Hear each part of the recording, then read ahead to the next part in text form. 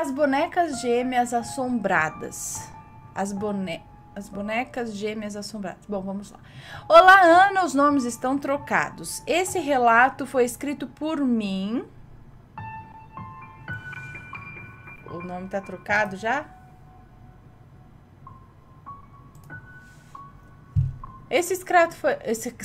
Meu Deus, tô louca. Esse relato foi escrito por mim e pela minha irmã gêmea. Ah, não são os nomes reais, olha, tá explicadinho. Então tá. Esse relato foi escrito por mim, Ruth, e pela minha irmã gêmea, Rita. Os nomes não são reais. O nosso relato sobre as bonecas gêmeas assombradas foi redigido por tópicos para facilitar a sua leitura e enredar fielmente os acontecimentos. Nossa infância de gêmeas. Rita e eu somos gêmeas, nascidas em 1990, e hoje temos 28 anos. Na nossa infância, gostávamos muito de brincar juntas e adorávamos brinquedos de pelúcia. Na verdade, até hoje gostamos muito de pelúcias, mas as bonecas e bonecos não nos atraíam, pois nós duas nunca gostamos de bonecas. Para falar a verdade, tínhamos medo de bonecas e bonecos. Mas sei que a gente adorava brincar com as pelúcias e com brinquedos de montar, com fazendinha, com tudo que era brinquedo e de tudo que era brincadeira. Mas quando o negócio era boneca, a gente não se animava para brincar, não. Tanto é que nós duas nunca pedimos bonecas de presente. Sempre que era possível, a nossa mãe nos dar algum presente, nós pedíamos brinquedos de pelúcia e ficávamos doidas quando víamos aquelas pelúcias nas lojas. Apesar da nossa mãe não ter condição de dar muita coisa, nós ganhamos algumas pelúcias ao longo da infância. E ainda temos as nossas girafas de pelúcia gêmeas, que ganhamos aos nossos 6 anos. E ela mandou a foto da girafa. Nem parece que é um brinquedo que tenho há 22 anos. Bom, nosso quarto de gêmeas. O nosso quarto era de um tamanho médio, mais para menor do que para maior. Nele cabia as nossas 2 camas dispostas paralelamente uma à outra, onde ficava um espaço de cerca de 1,5 metro entre elas. E na parede que ficava no rumo da parte de cima das nossas camas tinha janela. Exatamente no meio da parede e bem no rumo desse espaço entre as nossas camas. Nisso, a minha cama ficava com os pés no rumo da porta, que dava para um corredor curto, e que à esquerda era o quarto do nosso irmão mais velho, e à direita era a sala. A minha cama ficava a uma distância de mais ou menos 1 metro dessa porta, e ao lado dessa porta ficava a cômoda que compartilhávamos. Ela tinha 8 gavetas e tinha uma altura de 1,5 metro. Na época desse acontecido, ela era bem alta comparada a nós duas, pois éramos crianças entre os 7 e 8 anos. Com estatura bem menor que isso, e em cima da cômoda ficava uma TV, que a gente usava para ver desenho e jogar videogame. Ao lado dessa cômoda ficava uma cadeira de madeira, onde guardávamos algumas roupas, pendurávamos toalhas e ali ficava, para ser usada para o que a gente precisasse. Essa cadeira ficava aos pés da cama da Rita, encostada na mesma parede que a cama dela era encostada. Nossa avó Edith e as lendas macabras que nos contava. Temos uma avó Edith. O nome é fictício, mas combina certinho com ela. Nossa avó era e ainda é uma senhora mal-humorada e ranzinza, que não gosta da vida. Ela foi muito ruim para as noras dela e para a maioria dos filhos também, com exceção do nosso pai, que é o seu filho mais novo e o único filho que hoje cuida dela. Bom, os relatos sobre o comportamento da nossa avó ficarão para uma outra oportunidade, para um Edith Day. Depois vamos escrever com calma o que nos recordamos que ela já nos fez e te enviamos, Ana. Mas foi necessário citá-la porque parte do nosso medo de bonecas vinha dela. das coisas ruins que ela nos contava sobre bonecas. Ah, um detalhe importante. A casa que a gente morava ficava nos fundos do lote da minha avó. Por isso, ela tinha convivência diária com a gente, quase sempre gritando e xingando a gente, mas nem ligávamos. Tivemos uma infância boa, apesar disso. Dedico isso a Deus, que nos protegeu das maledicências dela. Nessa época, nossa avó nos contava histórias sobre as bonecas da Xuxa terem sido consagradas ao coisa ruim. Esses boatos acabaram virando lenda urbana aqui no Brasil. Além disso, ela falava sobre os bonecos do Fofão e dizia que eles tinham oferendas e armas brancas costuradas por dentro dos corpinhos de pano. Ela falava também que os filmes do boneco assassino eram reais. Enfim, ela falava essas coisas de pura maldade, para nos amedrontar mesmo. Pois na nossa época de infância, os anos 90, esses assuntos eram o que mais as pessoas comentavam. Nessa época também tinha o bombom do Fofão. Ai, eu lembro. Tinha o bombom do Fofão. A nossa avó dizia que supostamente eram consagrados a algo maligno. E ela falava mal pra caramba da nossa mãe quando ela nos dava esses bombons, que a propósito a gente adorava.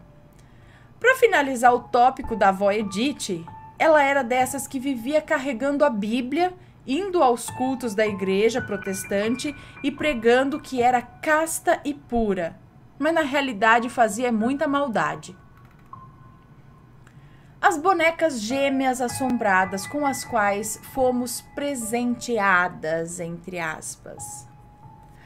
Num dia não tão belo assim, nós duas ganhamos 2 bonecas bebê gêmeas, que tinham olhos azuis, eu acho que feitos de vidro. Muito bem feitos e bonitos, mas a minha impressão foi que eram olhos muito sinistros. As cabeças eram carequinhas, que tinham só uma pituca de cabelo loiro no topo da cabeça. O corpinho dessas bonecas era de pano, na cor branca, e bem macio, mas as pernas, braços e cabeça eram feitos desse plástico convencional de boneca mesmo. Lembro que eram brinquedos muito bons. Vinham com mais 2 vestidinhos cada uma. Eram de ótima qualidade e por isso sei que não foram muito baratos. Acho que foi a madrinha da minha irmã que nos deu, pois ela tinha um pouco mais de condição. Enfim, nós até chegamos a brincar com as bonecas, tipo trocar de vestido e tal, mas isso só no dia que ganhamos, já que não gostávamos de brincar de boneca. No segundo dia, as deixamos de lado, jogadas dentro da caixa de brinquedos. Mas a nossa mãe disse pra gente colocar em cima da cama para enfeitar, depois de arrumar a cama. Porque senão elas iam pegar muita poeira se ficassem junto com os outros brinquedos. Então fazíamos isso. E quando íamos dormir, colocávamos essas bonecas naquela cadeira que tínhamos no nosso quarto. E como morríamos de medo da cara delas, sempre as colocávamos com a cara virada para a parede, porque depois de uns dias que estávamos com essas bonecas, começamos a ter a péssima sensação de que estávamos sendo observadas. E quando arrumávamos as camas, voltávamos as bonecas para cima das camas. Essas bonecas eram daquelas que quando você as deixava na posição deitada, elas fechavam os olhos e quando ficava em pé, abriam os olhos. Isso me incomodava bastante, pois por vezes eu as vi piscar, fosse de dia ou de noite, sem ninguém mexer nelas, estando paradas na cadeira ou na cama. Eu via elas piscarem, Ana. Apesar de ter meus 7 ou 8 anos, eu as via piscarem e eu sabia que era de verdade. Mas ficava calada quanto a isso, pois achava que só eu via e não queria ninguém me falando que era bobagem ou coisa da minha cabeça. Só que não era. Só eu que via. A minha irmã também via. E eu descobri isso na noite mais tensa que tivemos na nossa infância. Nessa noite estávamos deitadas para dormir e acho que era lua cheia, pois a noite estava muito iluminada e a janela estava aberta, apesar de sempre dormirmos com a janela fechada. Pois o clima estava quente demais e não tínhamos ventilador. Por isso a nossa mãe deixou a janela aberta para dar uma ventilada no quarto. Logo quando nos deitamos para dormir, a minha irmã começou a puxar a conversa e me disse que tinha medo da boneca dela, pois já tinha flagrado piscando, olhando no seu rumo, sem que ela sequer tocasse na boneca. E eu fiquei eufórica, até falei alto, assumindo para ela que também já tinha visto isso tanto de dia quanto de noite por algumas vezes, das duas bonecas. Eu lembro que nessa noite dava para ver tudo no quarto, as nossas duas camas, a cômoda e a cadeira em que as bonecas estavam. Dou essa descrição porque eu lembro exatamente da ocasião e do medo que sentimos. E como todas as noites, desde que ganhamos essas bonecas, antes de ir dormir, nós colocamos as bonecas viradas para o rumo da parede da cômoda, ou seja, totalmente de costas para a gente. Mas elas acabaram deslizando em cima das roupas que estavam na cadeira e ficaram viradas para a cômoda. Ou seja, deslizaram e ficaram com os rostos virados de lado, porém não estavam viradas para a gente diretamente. Só que dava para ver de lado os olhos das bonecas, porque o reflexo da luz que estava no quarto, que entrava no quarto pela janela, refletia nos olhos delas, mesmo que de lado. Dava para ver o olho delas brilhando. Nessa noite, iluminada, as bonecas estavam viradas para a parede da cômoda e da porta que dá para a sala. Portanto, não estavam viradas para a gente, nem para minha cama, nem para a cama da minha irmã. Daí estávamos conversando sobre o tema das piscadas dessas bonecas e falando uma para outra que poderíamos jogá-las no lixo porque estávamos com medo e estava muito ruim ficarmos com essa sensação de alguém observando. E bem nessa hora, quando acabamos de proferir a fala em que intencionávamos jogar as bonecas fora, as duas bonecas viraram a cabeça na direção das nossas camas. Ai, credo! Eu me arrepiei e lacrimejei aqui agora escrevendo isso. Que sensação péssima! Eu tenho dó da gente nessa noite, porque ficamos assombradas de medo. Não gritamos, só falamos quase chorando uma para outra que as bonecas viraram a cara pra gente e nos cobrimos. Eu lembro que falamos uma para outra que podia amanhecer logo. Coisa de criança, né? Achávamos que na luz do dia estaríamos seguras. Eu também acho até hoje, mais ou menos isso. Acabamos dormindo de tanto chorar, com medo e cobertas até a cabeça naquela noite quente. Amanheceu e estávamos muito quentes. A nossa mãe veio chamar para levantar e a gente estava com a coberta tampando tudo. Não passava nem ar. Ela brigou e disse que a gente ia adoecer de ficar coberta nesse calor. Então ela saiu para ir arrumar o nosso leite com chocolate. Nós duas nos levantamos, olhamos desconfiadas uma para outra, com o rosto inchado, e então olhamos na direção das bonecas. Elas estavam do mesmo jeito que nos assombrou, com a cabeça virada para nossa direção. Ana, foi aterrorizante. Nesse dia, pela manhã, nem fomos tomar nosso leite, que para nós duas era o mais que sagrado. Só ficamos tão sem norte que queríamos dar um fim nessas bonecas. Daí fomos na cômoda e pegamos as nossas escovas de cabelo de plástico e começamos a bater nas cabeças das bonecas com as escovas. Batemos até quebrar as escovas. Começamos a chorar e a nossa mãe veio no quarto ver por que não fomos tomar o nosso leite, que a gente adorava, e nos viu chorando.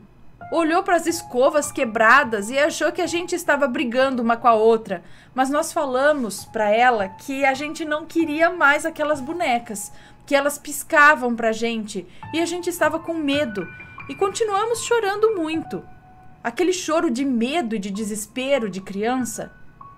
A nossa mãe nos falou que aquilo era bobagem nossa e que devíamos era apanhar por ter quebrado as escovas, mas jogou as bonecas no lixo da rua, na mesma hora. E assim, nunca mais sofremos com bonecas.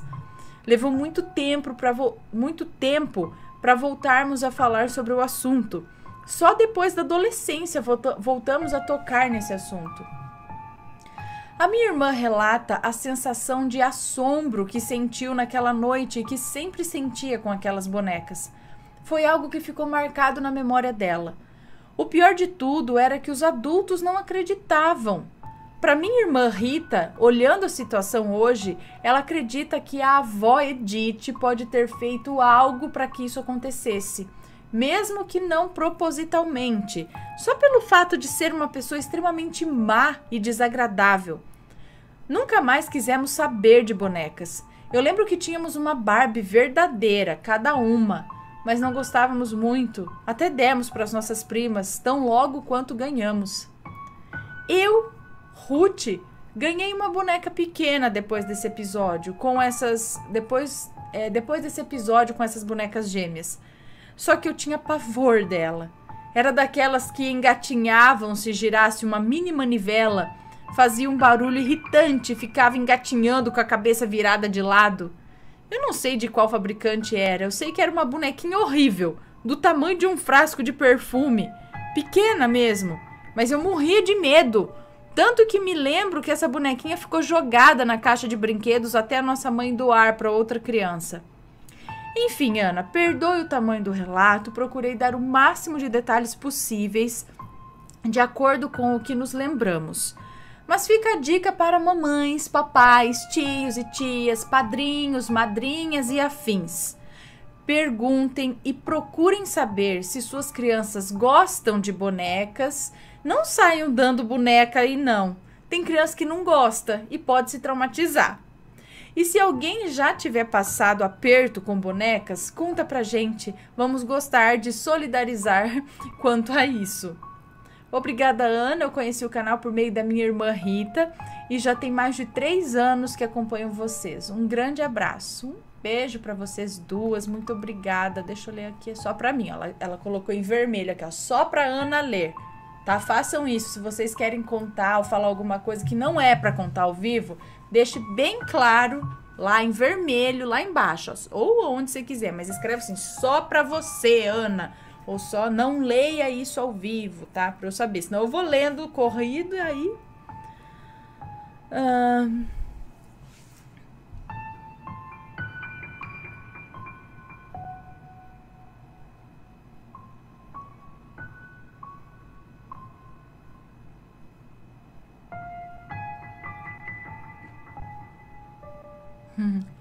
Obrigada. Então, gente, bonecas. Eu também acho que talvez alguma energia negativa, então, dessa avó Edith podia estar atuando ali nas bonecas. Ela que botou o medo ali, não sei, né? Quem deu as bonecas pode-se desconfiar da pessoa que deu as bonecas de presente também ou não? Ou realmente alguma energia que estava ali, sei lá, se aproveitou até do medo que a avó colocava nas duas sobre as bonecas para dar um susto, sei lá. Mas o bom é que as duas eram espertas, né? Tipo, eu não quero nem saber, já desfaz isso aí logo.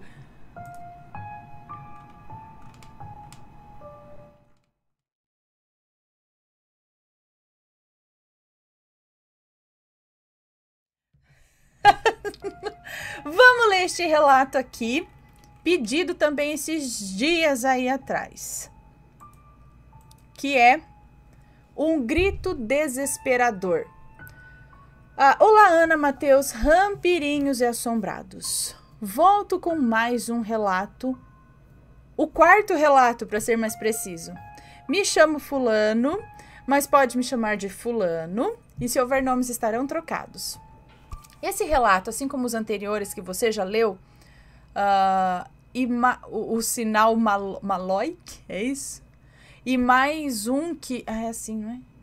E mais um que não me recordo o nome, rindo de vergonha por aqui. Esse novo relato também aconteceu comigo, no mesmo local que ocorreu do sinal Maloik. Maloik? Não sei como fala. Foi no Rio Grande do Sul. Bom, meu relato não é muito grande, mas confesso que, para mim, ele soa muito intrigante, com toda certeza. Ainda busco uma razão pela qual vivenciei isso, tendo em vista que se fosse para eu fazer algo mediante isso... Bom, tendo em vista que se fosse para eu fazer algo mediante isso, bom, eu não fiz. Me perdoe, eu tinha somente 11 anos na época. Ok. Eu lembro que em uma sexta-feira à noite, uma noite fria e chuvosa, eu estava em casa sozinho com meu irmão, Roberto, que é o do meio. Na época, ele era o do meio na época, hoje ele é o segundo mais velho. Enquanto os meus pais estavam em uma noite romântica. Afinal, ninguém é de ferro, né? Eu e Roberto dividíamos o nosso tempo entre o computador e a televisão, onde assistíamos diversos tipos de desenho. Ao dar exatamente meia-noite, a luz acabou. No exato momento em que eu sentei no computador para finalmente jogar o meu Pokémon Ruby. Pokémon Ruby. Acabou a energia. Eu, por mais estudado que fosse na época, reitero que comecei a estudar o sobrenatural aos 9 anos de idade. Eu morria de medo do escuro. E a primeira coisa que fiz foi me juntar ao meu irmão na sala de estar. Nossa casa possuía um grande corredor que ligava todos os cômodos da casa. Até a cozinha tinha porta e estava fechada. A sala era o primeiro cômodo, o mais próximo do portão da rua. Nosso terreno era comprido, cerca de uns 32 metros de comprimento da rua para trás. Você já viu a casa, Ana? Eu mostrei ela nas imagens do sinal Maloik. Dou esses detalhes para melhor entendimento. Na nossa sala tinha 2 sofás, de 3 e 2 lugares, e eu estava no de 2 lugares que ficava bem ao lado da porta para o corredor, que estava aberta. Eu via aquela escuridão e um vento frio vinha dele. O que era estranho pelo fato da casa estar toda trancada lá, inclusive com todas as portas dos outros cômodos fechadas.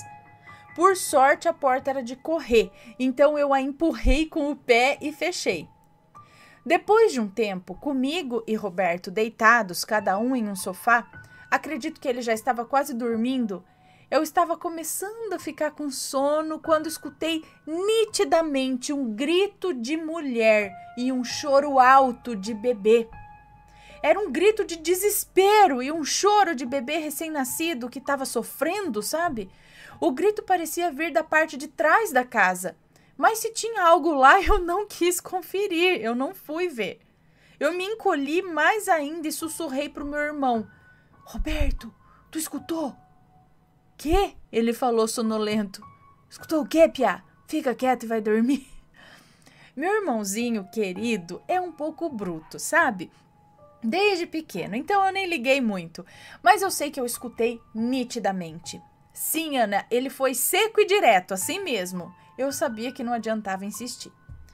Depois de um tempo, meus pais chegaram e milagrosamente, junto com eles, a luz voltou. Isso estragou todos os nossos planos de passar a madrugada acordados. Fomos dormir e no outro dia ficamos sabendo de algo que me deixou com uma pulga atrás da orelha. O motivo pela falta de energia na cidade,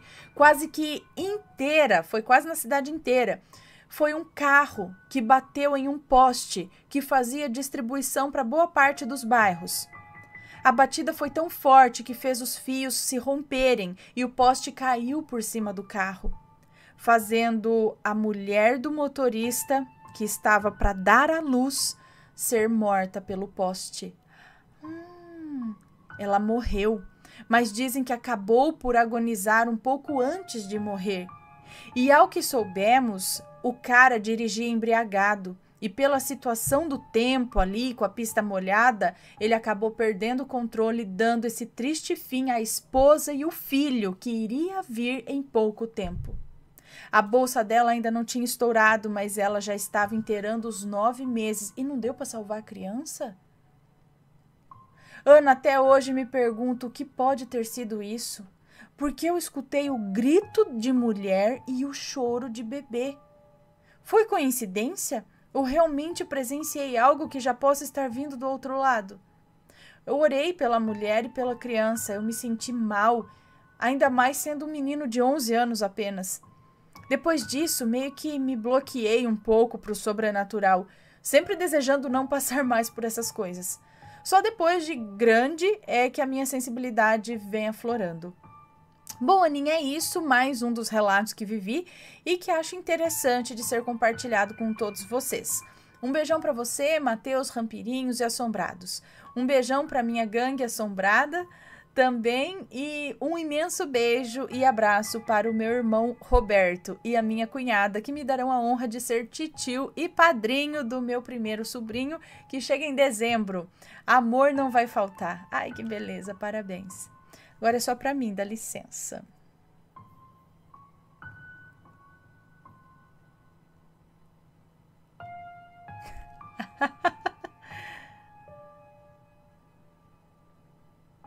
Ai, meu Deus, muito obrigada, um beijo. Aqui. Eu acho que não foi coincidência, não. A mulher devia estar bem pé da vida, porque eu ia ficar. Imagina se, por causa do meu marido bêbado, bater, me matar e matar o bebê que eu ia ter. Eu ia virar um obsessor na vida desse meu marido. Eu ia ficar pé da vida com ele. Então, vocês estão vendo que eu não sou um espírito bonzinho. Tudo quero virar obsessor. Aí ela tava brava. Ela tava brava e revoltada. Por isso que ela gritou. E o bebê chorando, gente. O bebê ia nascer. E aí, por causa dessa porcaria acontecer. E aí ele escutou. Não é coincidência, não. E aí, tá gostando dos relatos? Então o que você acha de deixar um like aí no vídeo, hein? Gosta dos relatos? Deixa o seu like, mesmo que seja nos cortes.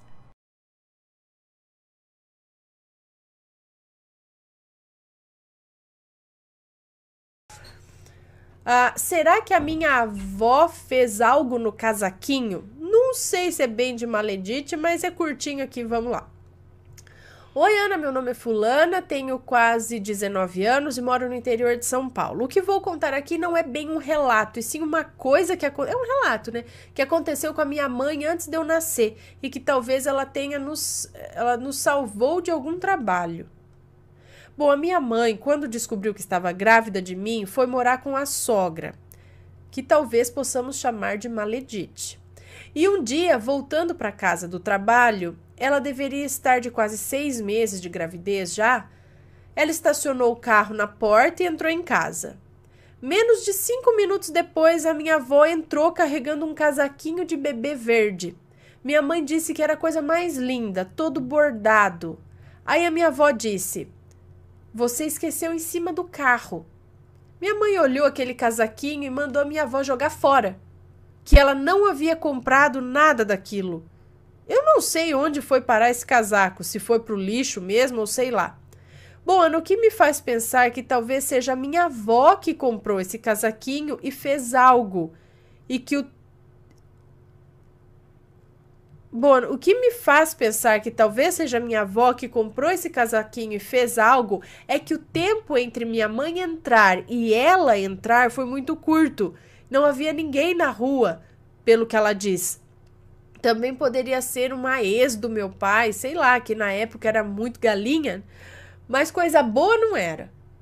Fico até hoje me perguntando o que teria acontecido se a minha mãe tivesse ficado com esse casaquinho e se não foi o pé na mediunidade que nos salvou de algo. Espero que tenha gostado mesmo. Bom, peraí, não entendi direito que o casaco que a avó, a sogra, foi isso? Foi morar com a sogra. A minha avó disse: "Você esqueceu em cima do carro." Então não quer, não. Eu só falei que eu achava que era maledite aqui a avó, mas é porque ela falou: "Será que minha avó fez algo no casaquinho?" Enfim, não sei, mas ela surgiu aquele casaquinho. Às vezes só vem de sete além, não é? Às vezes a avó não tem nada a ver com o pato. Mas por que você acha? A avó não é coisa muito boa assim também? Não é muito flor que se cheire? Ou às vezes não tem culpa de nada, ela só achou um casaco ali em cima e achou que ela tinha esquecido, né? Bom, me conta, gostou do relato? Então o que você acha de deixar um comentário aqui embaixo, sempre com respeito, por favor. Além do like, é claro.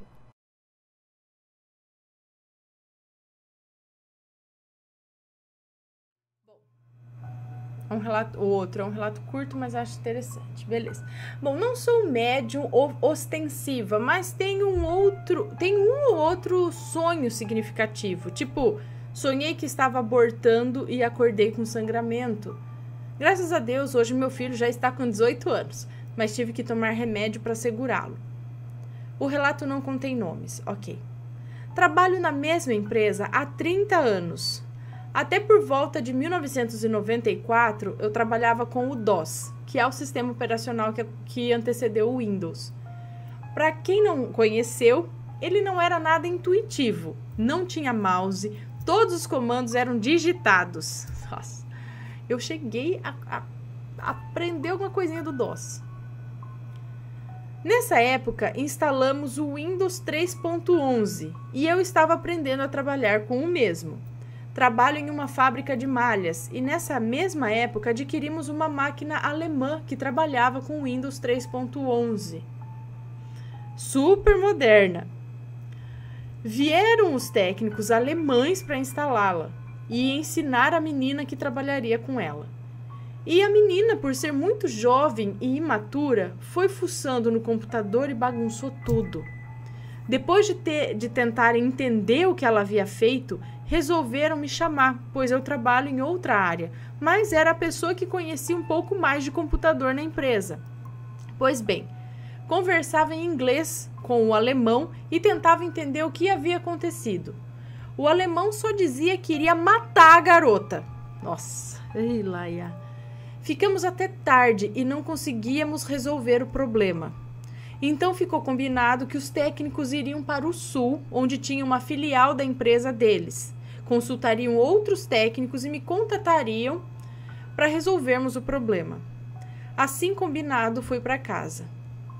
Nessa noite, dormi e sonhei que alguém me mostrava... Deixa eu só ver aqui. Travou de novo? Voltou? Travou? Voltou? Estamos... Ai, olha aqui o chat, meu Deus. Esqueci do chat. Tá tudo certo? Funcionando? Travou, mas voltou? Ok. E hoje tá, hein? Bonito o negócio. Bom, pois bem, conversava em inglês com o alemão e tentava entender o que havia acontecido. O alemão só dizia que ia matar a garota. Ficamos até tarde e não conseguimos resolver o problema. Então ficou combinado que os técnicos iriam para o sul, onde tinha uma filial da empresa deles, consultariam outros técnicos e me contratariam para resolvermos o problema. Assim combinado, fui para casa. Nessa noite dormi e sonhei que alguém me mostrava no computador o problema. Era um número que havia sido mexido e que aumentava ou diminuía a borda da janela. Eu nem sabia que dava para fazer isso. No dia seguinte, cheguei para trabalhar e no meu computador procurei se existia esse lugar e esse número. Qual não foi minha surpresa quando localizei essa configuração como no sonho. A única diferença é que no sonho aparecia no lado esquerdo e na realidade estava no direito, ou vice-versa. Então arrumei o computador da máquina e espero até hoje o contato dos técnicos alemães. Um grande abraço para você, para o Matheus e para os seus filhos. Olha só, num sonho. Os filhos da mãe também, nem para dar um parecer também. Acho que eles ficaram tão putos. Agora que se vire também. E ainda bem que alguém ajudou ali pelo sonho. Ó, que legal.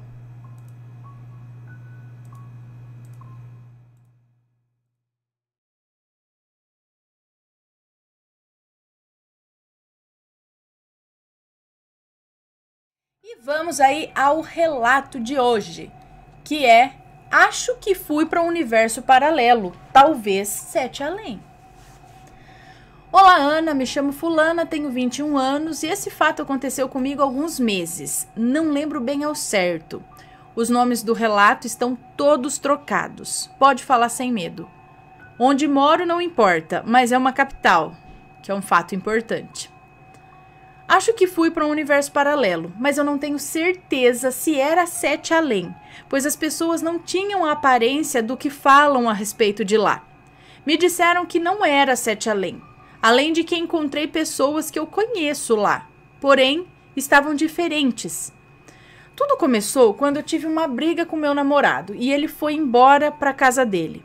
Estávamos no shopping. Ele pegou o carro e foi embora para casa dele, me deixando sozinha lá no shopping. E eu que me virasse para voltar para casa. Meu objetivo, naquele momento, era seguir ele até em casa para dar um esculacho nele. Mas, na verdade, nem sabia se tinha certeza de que gostaria de fazer isso. Eu estava sem bateria no celular, então não conseguia ligar para nenhum conhecido. E até tentei emprestar o celular de um desconhecido ali para pedir um carro no aplicativo para mim.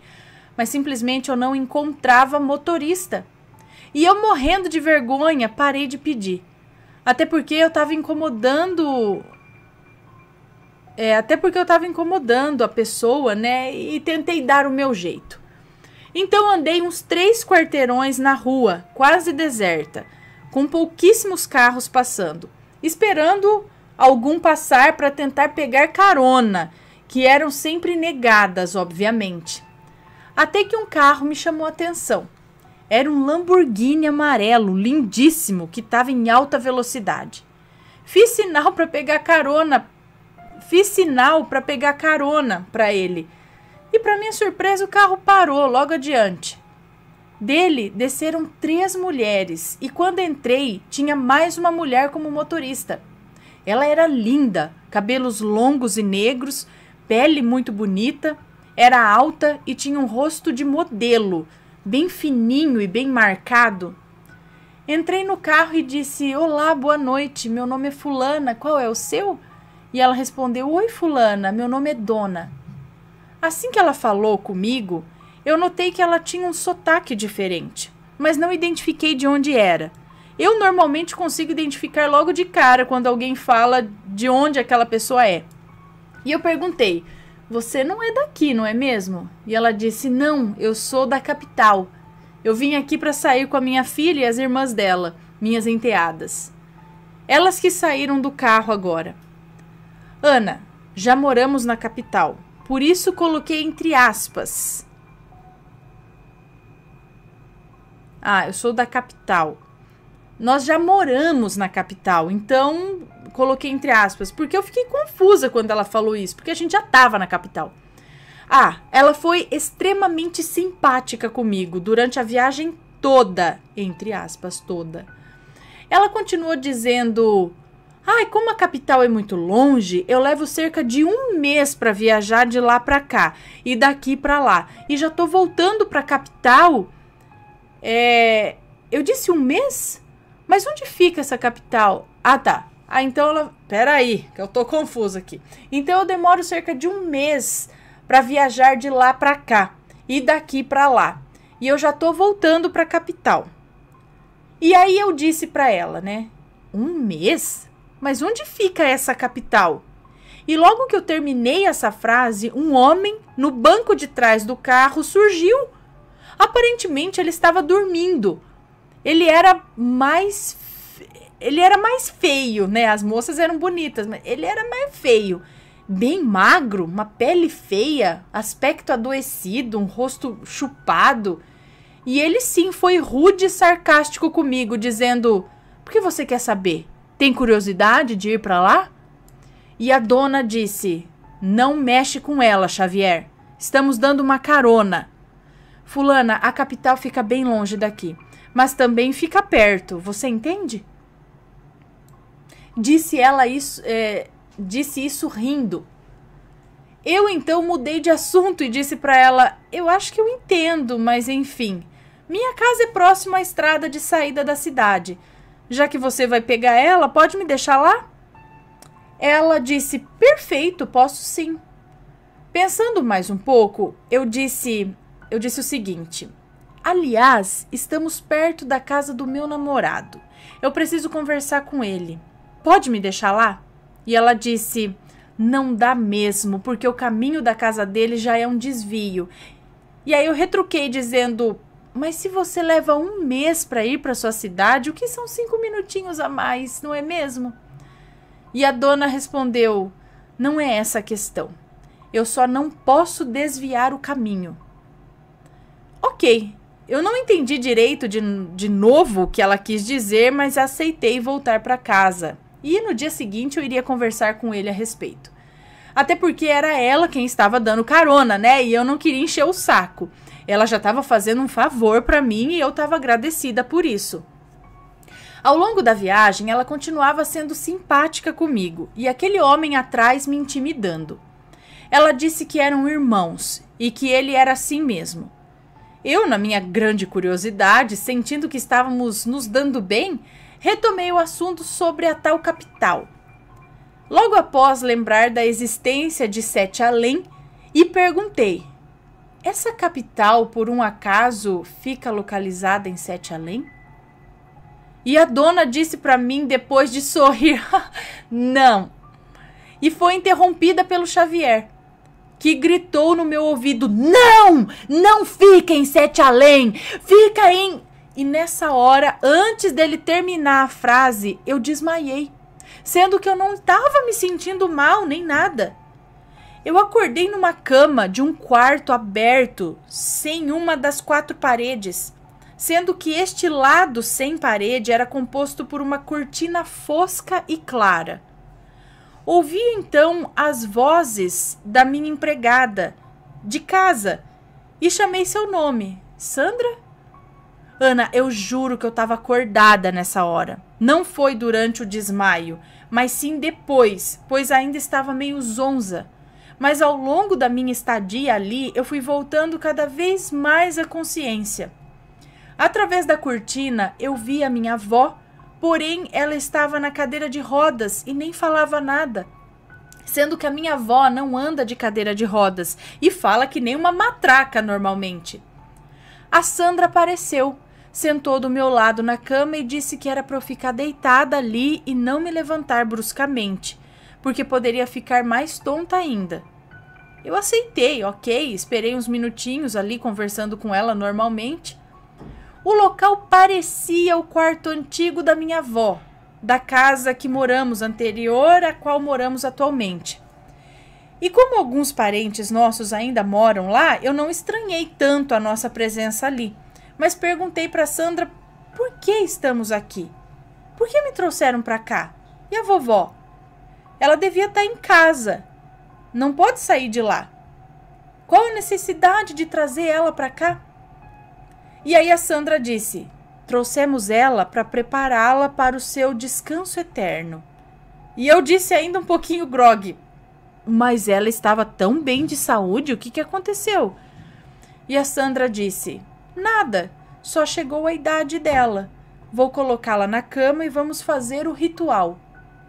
E eu perguntei: você vai matar ela à força?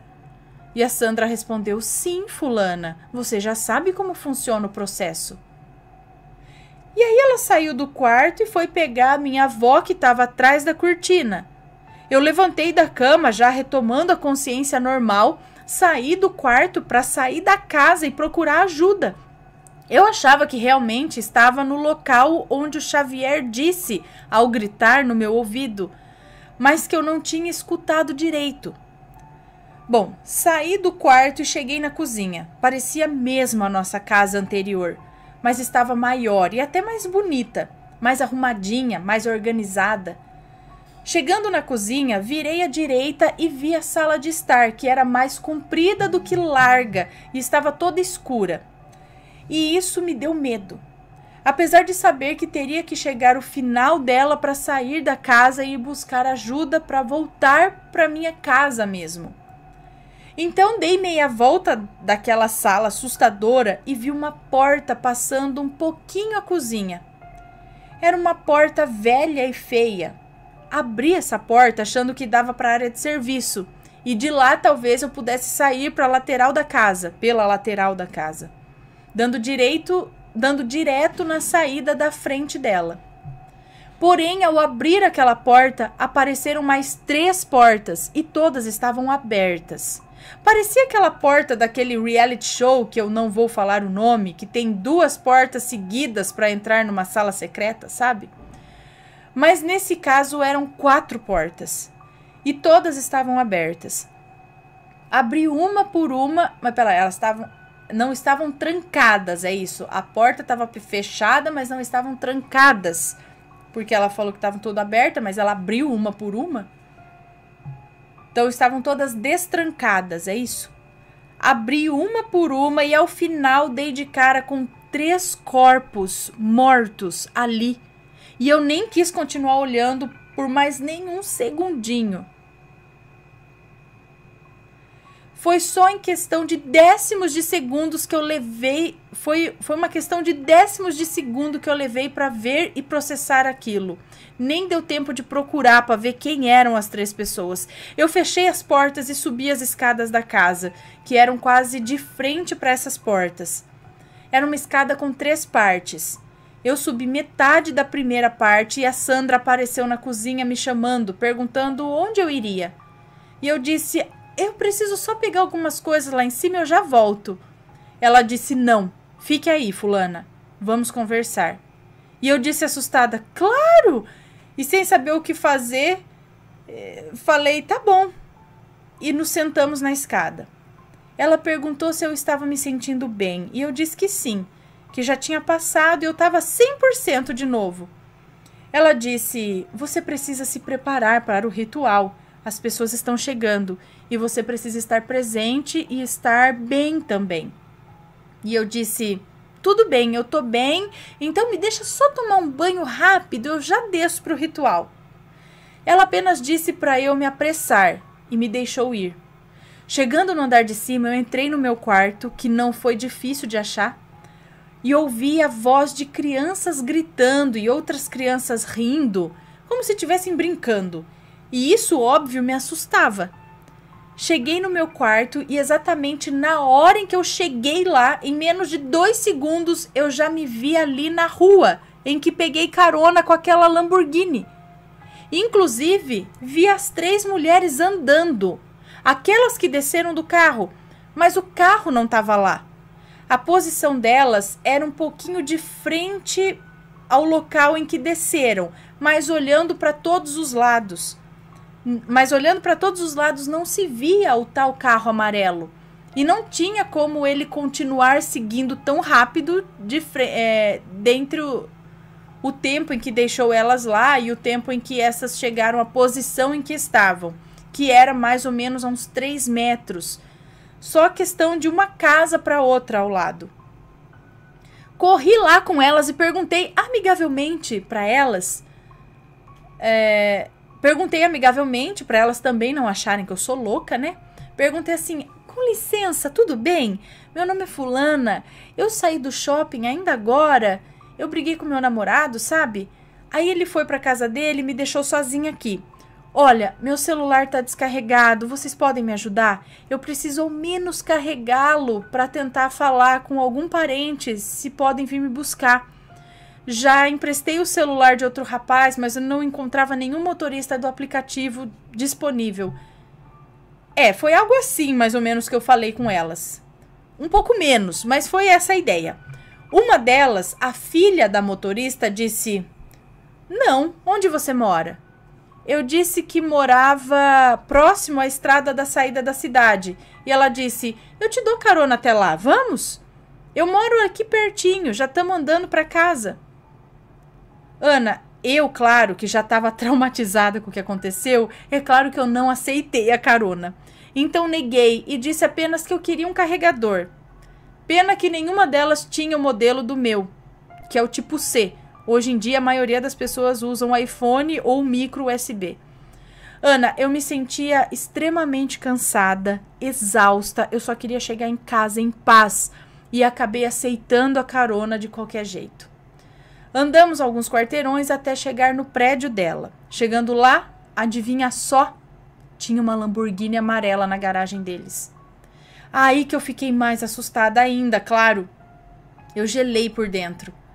Veio um arrepio dos pés à cabeça, mas eu fui, Ana. Durante o trajeto, ela se apresentou como Helena. As outras 2 meninas também. E eu aproveitei para perguntar de onde estavam vindo. Comecei assim, né, mais branda, para elas não acharem que eu era uma sequestradora ou sei lá. Uma das meninas disse, estávamos numa casa de show e na feirinha. E eu continuei, vocês foram sozinhas ou pegaram carona com alguém? E ela disse, fomos só, esse carro é da minha madrasta, mãe da Helena. Ela tá viajando e não pode saber que pegamos o carro dela. Achamos ele um luxo. E todas elas riram, inclusive eu. Ela disse que saíram um pouco para ir até uma feirinha lá próximo, depois de já deixar o carro na garagem após chegarem lá na casa de show, e foram e voltaram andando da feirinha para casa até se encontrarem comigo ali na rua delas.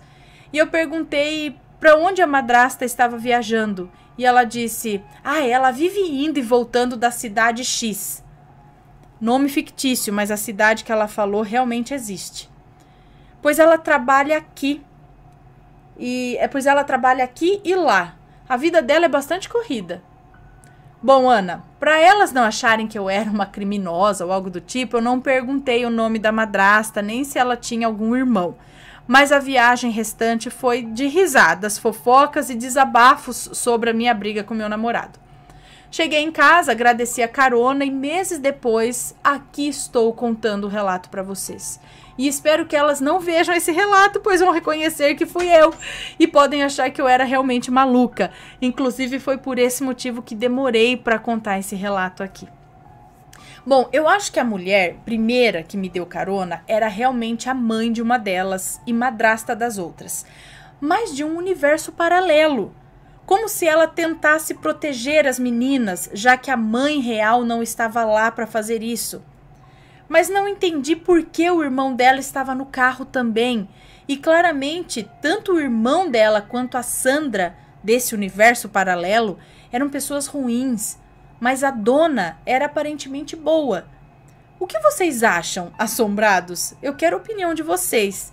Beijos, Anne, desculpe pelo relato longuinho, mas tentei compactar da melhor forma, pois escrevo pelo celular e quando o texto é muito grande, ele já começa a travar. Forte abraço a todos.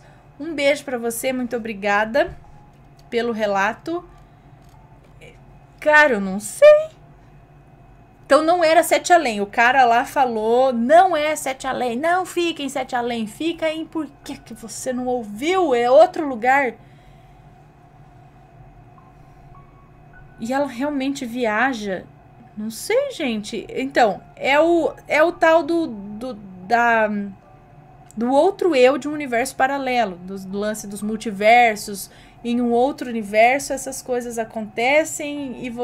Mas ali não é... Aquela cidade em outro universo não é capital. Pelo jeito. A capital é outro lugar.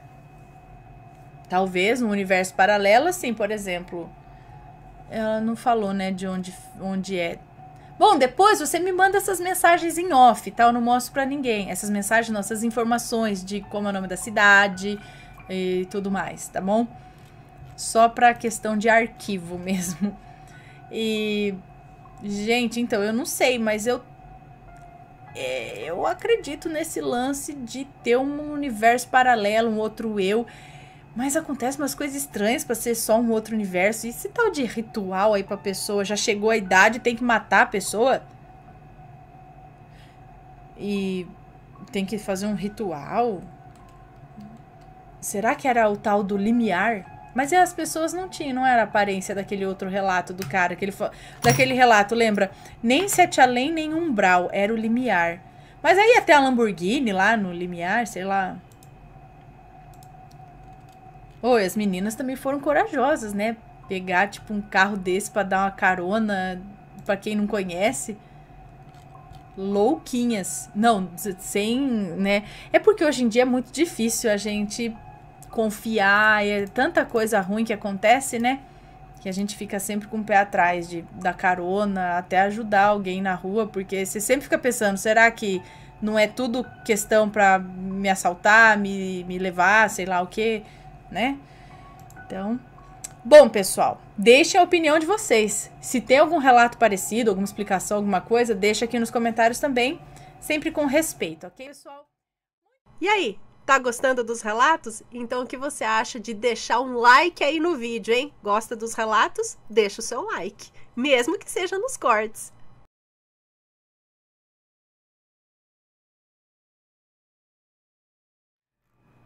O adeus da minha avó. Vamos ler.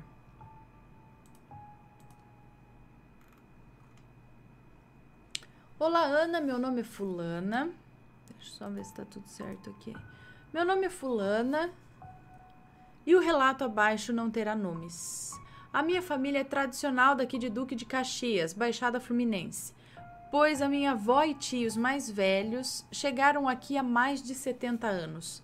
São lembrados pela generosidade e fé, chegando o meu avô a planejar e ajudar a construir a nossa paróquia. Minha avó sempre teve sonhos premonitórios, chegando a prever coisas graves como mortes na família, o que a abalava muito. Então um dia pediu em oração para que não tivesse mais esse tipo de sonho, o que realmente aconteceu. Depois disso, nunca mais os teve. O que não sabíamos era que a minha tia, muitos anos depois, quando já idosa, começaria a desenvolver esse dom. Mas até o evento, que eu vou descrever abaixo, não tinha notado que não eram apenas sonhos, e sim mensagens do que iria acontecer. Essa minha tia, que já tem idade para ser a minha avó, pois quando a minha mãe nasceu ela tinha 23 anos, tinha passado por uma cirurgia de catarata. E como morava sozinha depois do divórcio, veio passar os dias de recuperação aqui em casa, até que pudesse voltar a seus afazeres normais. Nessa época, a minha avó tinha 94 anos. Seu corpo não funcionava mais tão bem, mas a sua mente era lúcida. Lembrava das coisas melhor do que eu, que tinha 15 anos. Era uma mente jovem, presa em uma cama. O ano era 2014. Um dia comum, almoçamos e a minha tia foi tirar um cochilo na cama provisória que fizemos na sala para ela.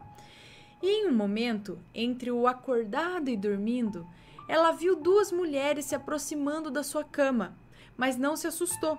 De alguma forma ela sabia que conhecia aquelas pessoas e que elas não iriam fazer mal algum. As duas estavam usando azul, uma de vestido e outra mais elegante, com um terninho e bolsa. A mais bem vestida, ela reconheceu quase que imediatamente. Era sua sogra, que na época já tinha seus 92 anos. E a segunda, apesar da familiaridade, ela não conseguia reconhecer de jeito nenhum. Então a mulher de vestido disse: "Viemos nos despedir", e deu um abraço na minha tia. Enquanto a outra mulher, a de terninho, permaneceu apenas observando. Até que a mulher mais falante deu uma cutucada no braço dela e disse: "Não vai se despedir dela, não?" Assim ela fez, também cumprimentou minha tia. As duas uma senhora cutucou a outra. Isso, não vai se despedir dela, não? E aí a outra senhora também fez isso, cumprimentou minha tia. As duas deram os braços e estavam indo embora quando a minha tia acordou. A primeira coisa que fez foi contar a história para minha mãe. As duas ficaram preocupadas com a vida da sogra da minha tia, pois ela estava internada, e ao mesmo tempo tentaram descobrir quem era a segunda mulher. O dia foi passando e o assunto acabou sendo deixado de lado. Mais tarde, já meia-noite, ouvimos o chamado da minha avó, dizendo que estava passando muito mal. Desesperados, a levamos no hospital. Lá ela melhorou, mas os médicos não descobriram o porquê daquele mal-estar, que a minha avó descreveu como o mal-estar da morte. Ela retornou para casa no outro dia. Logo pela manhã e junto com a volta dela, recebemos a ligação com a notícia do falecimento da sogra da minha tia, que tinha ocorrido naquela mesma noite. Aquilo nos assustou. Ainda não sabíamos quem era a segunda mulher e ficamos pensando nisso por muitos dias. Será que era para ser a minha avó, mas de alguma maneira ela escapou daquilo? Dias se passaram e mesmo felizes com a volta da minha avó, notamos que ela não era mais a mesma. O brilho constante no seu olhar foi substituído por um tom opaco e ela já não conseguia comer sozinha. Ficamos assim por mais 15 dias, até que ela passou mal pela última vez.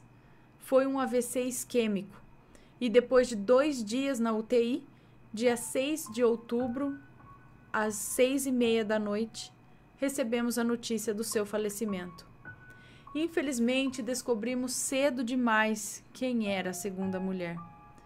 Não se passa nenhum dia que eu não pense nela, mas acho que não devemos ser egoístas ao ponto de preferir que uma pessoa fique ao nosso lado sofrendo do que livre no mundo espiritual. Obrigada pela credibilidade, família Assombrado. Sou muito fã, acompanho vocês há anos. Essa semana enviarei outro relato. A ligação. Ok, muito obrigada. Me avisa a hora que mandar. Um beijo pra você e olha só, na verdade, eu não sei se foi um sonho premonitório ou se realmente foi o espírito delas que foram lá mesmo falar tchau. Mesmo elas ainda estando vivas. Legal. Ui, ui, ui.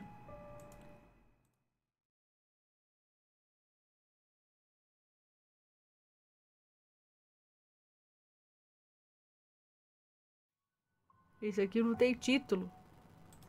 Depois eu pego um outro. Vamos lá, ver esse daqui, ó. A aparição de um disco voador. Não haverá nomes nesse relato, mas se tiver, estarão trocados. Olá, Ana e Assombrados, aqui é o fulano. Venho aqui para contar um relato de disco voador que aconteceu com a minha mãe e com as minhas irmãs. Acredito que o acontecido ocorreu no dia 19 de maio de 1986, na famosa Noite dos OVNIs. Mas a minha mãe não sabe me dizer com precisão a data, mas a descrição do período que ocorreu o fato batem com o tal dia. Então vamos para o relato. Era uma noite fria, minha mãe e minhas duas irmãs foram na casa de uma amiga da minha mãe. Ficaram lá até por volta das 9 da noite. Quando elas estavam voltando para casa, avistaram no céu uma luz bem diferente. Tinha um formato de disco e era colorida, mas a cor que predominava era o alaranjado. Cada vez mais esse objeto se aproximava e elas estavam correndo de medo. Correndo mesmo, de medo, até que chegou num ponto que parecia que ele ia aterrissar. Minha mãe e minhas irmãs estavam apavoradas e eu não citei, mas elas eram crianças, então imagina o pavor. Elas, enquanto corriam, começaram a rezar e do nada esse objeto começou a ir embora, até que começou a ir embora, até que sumiu. Elas chegaram em casa apavoradas, perguntaram para os vizinhos se também tinham visto, se viram alguma coisa, mas ninguém viu nada, já que todos estavam dentro de suas casas. Minhas irmãs não se lembram desse dia, pois eram bem novinhas. A única pessoa que se lembra com detalhes é a minha mãe, e nessa época eu ainda nem sabia que eu viria a esse mundo. Nessa época, ela nem sabia que eu viria a esse mundo, já que eu vim 3 anos depois. Muito obrigada por ter lido esse meu relato. Me desculpe por alguns erros que pode ter acontecido. Beijos e amo o canal. Fiquem todos com Deus. Um beijo para você, muito obrigada. Minha mãe também já viu alguma coisa estranha quando morava em Capivari. Tinha o meu irmão pequeno e eles estavam, acho que num churrasco, alguma coisa assim, quando começou a ver várias luzes no céu, que eram vários pontos de luz que começaram a andar em várias direções e a fazer uma formação e juntava e espalhava e vinha para cá, ia para lá. Todo mundo parou para ficar olhando aquilo. E aí meu irmão ficou com medo também, ela falando aqui, meu irmão devia ter quanto na época? Ela falou, não sei, uns 7, 8 anos, não sei. E aí tinha essas luzes, aí de repente aí foi indo embora e tal. Não foi tão assim que nem essa daqui. Ela viu a cor, ela viu o formato, chegou tão perto que parecia que ia aterrissar. Elas chegaram a correr do objeto. Então ele chegou muito perto, ele desceu muito. Não foi assim. Quando minha mãe viu, ela viu pontos de luz no céu. Acho que nem mudava de cor, mas tinha essa movimentação muito estranha. Não tinha drone naquela época, não tinha o Starlink naquela época, e mudava, né, de direção, fazia a formação e tal. Interessante. Muito interessante esses relatos de disco voador, eu gosto. Tem muita gente que não liga, né? Me conta, gostou do relato? Então o que você acha de deixar um comentário aqui embaixo, sempre com respeito, por favor, além do like, é claro.